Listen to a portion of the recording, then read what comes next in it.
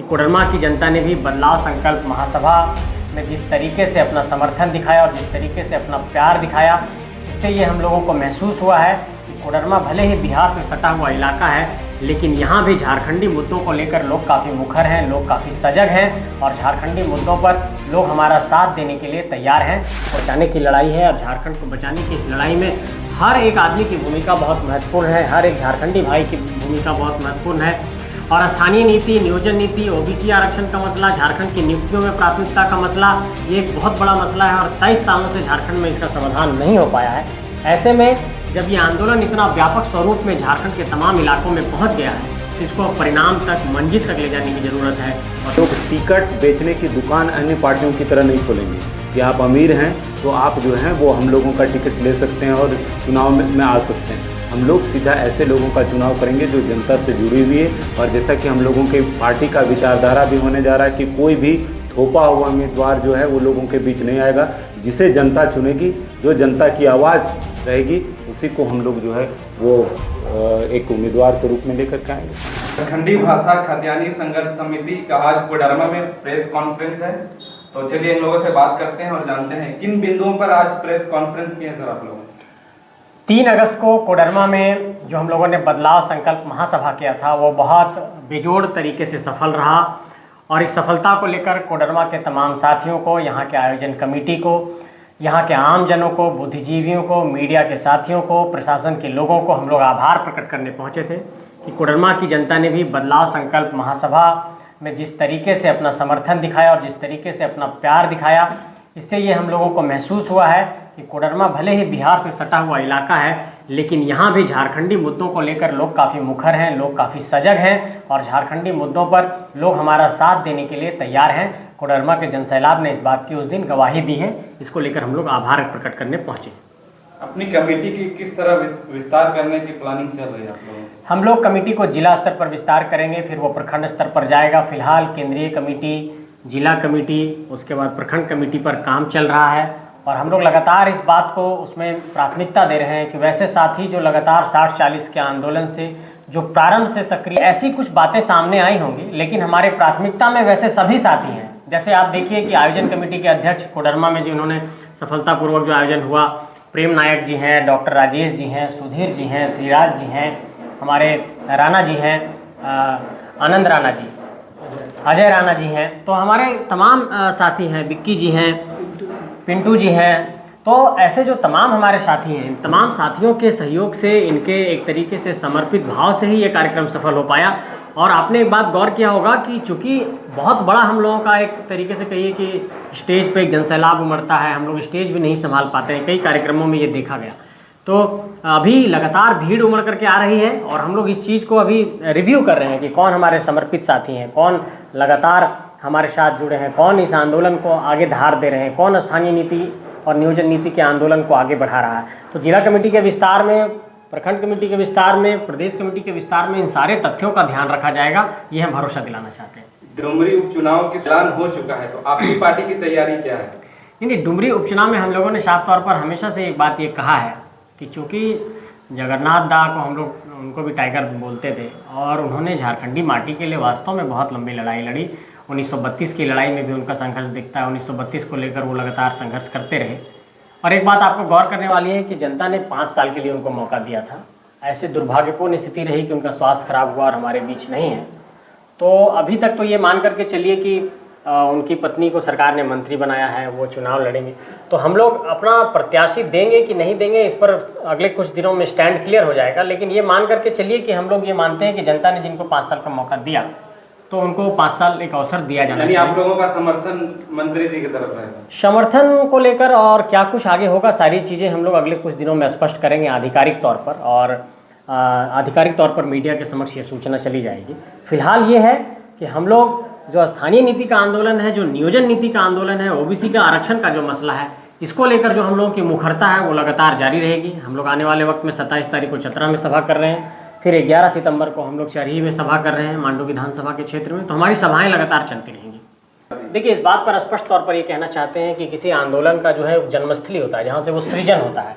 इस आंदोलन के साथ एक सौभाग्य कहिए कि ये धनबाद बोकारो की धरती से पनपा, और झारखंड में आप इस बात को मान करके चलिए कि एक बहुत बड़ी आबादी है जिस जाति की आप बात कर रहे हैं, तो निश्चित तौर पर जब आंदोलन की शुरुआत हुई तो उनकी संख्या दिखाई पड़ी। लेकिन जैसे ही ये आंदोलन धीरे धीरे आगे बढ़ा, आप देखिए संथाल में देखिए हमारे वहाँ पर हेम्ब्रम साथी हैं, आप चतरा में देखिए हमारे कई अन्य साथी हैं जो दूसरे जाति समुदाय से हैं। आप यहाँ पर खुद देखिए जो हमारे आसपास यहाँ पर दिख रहे हैं आज के प्रेस कॉन्फ्रेंस में, प्रेम नायक जी हैं, श्रीराज मेहता जी हैं, राजदेश रतन जी हैं, सुधीर राम जी हैं, तो डॉक्टर राजेश जी हैं, विक्की जी हैं।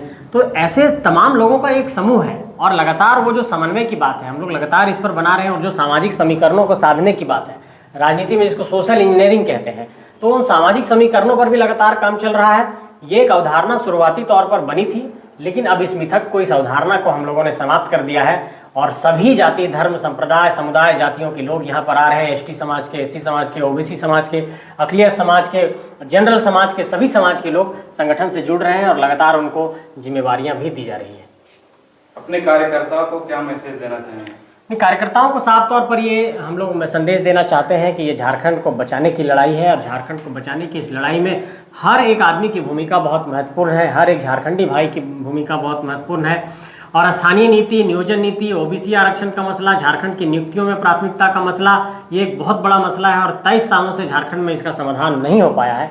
ऐसे में जब ये आंदोलन इतना व्यापक स्वरूप में झारखंड के तमाम इलाकों में पहुंच गया है, तो इसको अब परिणाम तक, मंजिल तक ले जाने की ज़रूरत है। और सभी नौजवान साथियों से ये कहना चाहते हैं कि इस आंदोलन को धार दीजिए, इस आंदोलन को आगे लेकर के जाइए। लेकिन आज का ये प्रेस कॉन्फ्रेंस क्यों किया गया था, इस कुछ मसलों पर हम लोग अपनी बात को स्पष्ट तौर पर कहना चाहते हैं कि करियावा की धरती में जिस तरीके से बिना भूमि अधिग्रहण के वहाँ का भूमि पर काम चल रहा है, डीवीसी के द्वारा जिस तरीके से कहिए कि मनमर्जी कहिए, वहाँ पर अभी तक कई लोगों पर 353 के तहत केस दर्ज कर दिया गया है, उसको लेकर के हम लोग अपना विरोध दर्ज करा रहे हैं। उसके बाद CSR को लेकर जो कॉर्पोरेट सोशल रिस्पॉन्सिबिलिटी की बात है, कॉर्पोरेट सोशल रिस्पॉन्सिबिलिटी के तहत वहाँ पर डीवीसी प्रबंधन के द्वारा कोई काम नहीं हो रहा है। जिस तरीके से कोडरमा में जो ढिबरा का कारोबार था, जिसको ढिबरा चुनने पर एक बहुत बड़ी अर्थव्यवस्था यहाँ पर टिकी हुई थी, बहुत लोगों की जीविका टिकी हुई थी, उनकी जीविका प्रभावित हुई है।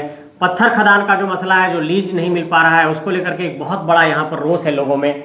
जिस तरीके से आप देखिए कि तिलैया नगर परिषद के क्षेत्र में अतिक्रमण के नाम पर यहाँ के ठेला और फुटपाथ के लोगों को हटा दिया गया, जो वहाँ पर कारोबार करते थे, जीविका चलाते थे, उनके लिए कोई वैकल्पिक रास्ता नहीं किया गया।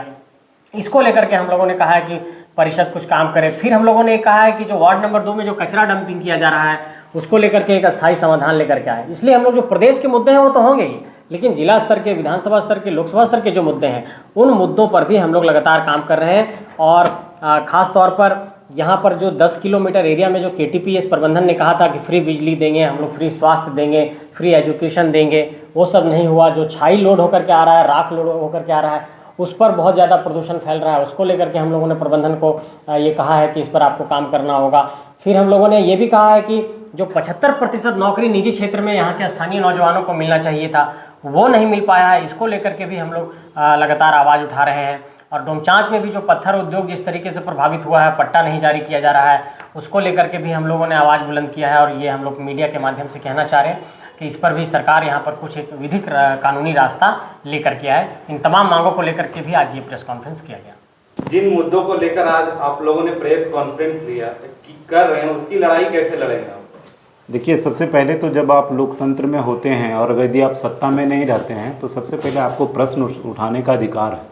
हम लोग ये चाहते हैं कि जो भी अभी सत्ताधीश हैं झारखंड में, वहाँ तक हम लोगों की बात मीडिया के माध्यम से जाए, ताकि जिस तरह का मुद्दा उठाया गया है उन लोगों के साथ, जो भी इससे जुड़े हुए लोग हैं, उन लोगों के साथ इंसाफ हो। तो अभी तो चूँकि हम लोग सत्ता में हैं नहीं, तो हम लोग तो सिर्फ आवाज़ बुलंद कर सकते हैं, या जनता की आवाज़ जो है वो प्रखर तरीके से लोगों के बीच में रख सकते हैं। तो यही एक माध्यम है। और आप लोग जिस तरह से लोकतंत्र के चौथे स्तंभ के रूप में हैं, इस बात को वहाँ तक पहुँचाया जा सकता है। और ये उम्मीद रखते हैं सरकार से कि जिन मुद्दा को हम लोग उठा रहे हैं, वहाँ से वो लोग जो है वो प्रशासनिक तौर पर जो है एक संपर्क साधें, और यहाँ का जो लोकल मुद्दा है उस पर जो है वो सरकार कुछ स्टेप ले, लोकल प्रशासनिक अधिकारी जो है इस पर विचार करें और इस पर काम करें। आने वाले लोकसभा चुनाव और विधानसभा चुनाव की तैयारी कैसे चल रही है? देखिए, अभी तो लोकसभा को लेकर के हम लोगों ने स्पष्ट नहीं किया है कि किन किन सीट पर हम लोग लड़ रहे हैं, लेकिन हम लोग हमको लगता है कि कम से कम जिस तरह का निर्णय रहा है कि 6-7 सीट ऐसा जरूर रहेगा जिसमें हम लोग लोकसभा का चुनाव लड़ेंगे। और तैयारी की जहाँ तक बात है, तैयारी तो जनता कर रही है, हम लोगों को उन लोगों के बीच में आना है, क्योंकि जैसा आप लोगों को पता है कि हम लोग सिर्फ लोकतंत्र पर विश्वास कर रहे हैं, धनतंत्र पर विश्वास कर नहीं रहे हैं। और जिस तरह से जनता का रुझान है, विश्वास है हम लोगों के ऊपर, मुझे लग रहा है कि हम लोग अच्छे नंबर्स में जो है वो लोकसभा में जीत करके और अपनी आवाज़ को दिल्ली के संसद तक बुलंद करेंगे। उम्मीदवारों की चयन की प्रक्रिया क्या रहेगी आप लोगों की? इसमें एक सबसे पहले तो आप जैसा जानते होंगे, किसी भी पार्टी का अपना एक कार्यकारिणी समिति होता है, उसके बाद उसका एक कोर कमेटी भी होता है, और हम लोगों का भी कोर कमेटी है। इसके अलावे कितने लोग ऐसे रहे जो कि जेबी केसेस को लेकर के हमेशा सक्रिय रहे, लोगों से जुड़े, और उनकी योग्यता किस तरह की रही, क्योंकि हम लोगों ने शिक्षा को भी एक मापदंड रखा है, दूसरी कई पार्टियों की तरह जो है वो ऐसा नहीं किया है। और हम लोग एक बात और बता दे रहे हैं कि हम लोग टिकट बेचने की दुकान अन्य पार्टियों की तरह नहीं खोलेंगे कि आप अमीर हैं तो आप जो हैं वो हम लोगों का टिकट ले सकते हैं और चुनाव में आ सकते हैं। हम लोग सीधा ऐसे लोगों का चुनाव करेंगे जो जनता से जुड़ी हुई है, और जैसा कि हम लोगों के पार्टी का विचारधारा भी होने जा रहा है कि कोई भी थोपा हुआ उम्मीदवार जो है वो लोगों के बीच नहीं आएगा। जिसे जनता चुनेगी, जो जनता की आवाज़ रहेगी, उसी को हम लोग जो है वो एक उम्मीदवार के रूप में लेकर के आएंगे सामने। क्या कुछ कहना चाहेंगे जी? मैं चाह रहा हूँ कि ये पार्टी नहीं है, आंदोलनकारी का एक टीम है, क्रांतिकारी टीम जिसको कह सकते हैं। हम लोगों को अभी कोडरमा का जो मुख्य बातें, जो हमारी मांग है, उसको रखा गया, जो हमारे संजयदा रतन सर रखे हैं। आज 23 वर्षों के बाद भी हमारा झारखंड, हमारी लोकल लोग का जो मुख्य मांगे हैं उसको लेकर के सिर्फ सपना ही देख रहे हैं। जैसे कि 40% खनिज पदार्थ से भरा हमारा राज्य है, फिर भी हमारे लोग बाहर जा रहे हैं। तो सीधा सा बात ये आता है कि जिनको हम संसद में भेजते हैं, जिनको हम विधानसभा में भेजते हैं, वो हमारी बातों को सिर्फ हमें वहाँ तक नहीं रखते हैं। तो कहीं ना कहीं ये सवाल पैदा होता है। अभी जैसे KTPS का जो बात है, 10 किलोमीटर फ्री बिजली पानी का जो बात किया गया था, तो माननीय सांसद महोदया अन्नपूर्णा देवी जी और जो विधायक जी हैं लोकल, उन पर सवाल खड़ा होता है। क्या वो सवाल नहीं कर सकते हैं KTPS से? क्या उनका ये नहीं दायित्व बनता है कि जो मांगे था, जिनकी ज़मीनें गई थी, उनके साथ जो चला जा रहा है, उन पर सवाल नहीं होता है? तो सीधा सा बात है, कहीं ना कहीं सवाल खड़ा ये हो रहा है कि उनकी नीयत साफ नहीं है, या मुझे लगता है साठगांठ चल रहा है। तो मैं ये कहना चाहता हूँ आपके चैनल के माध्यम से, क्योंकि अब झारखंड 23 सालों का हो गया है, बड़ा हो गया है, नौजवान हो गया है। हम लोग लड़ेंगे और आखिरी अंजाम तक भी पहुँचेंगे।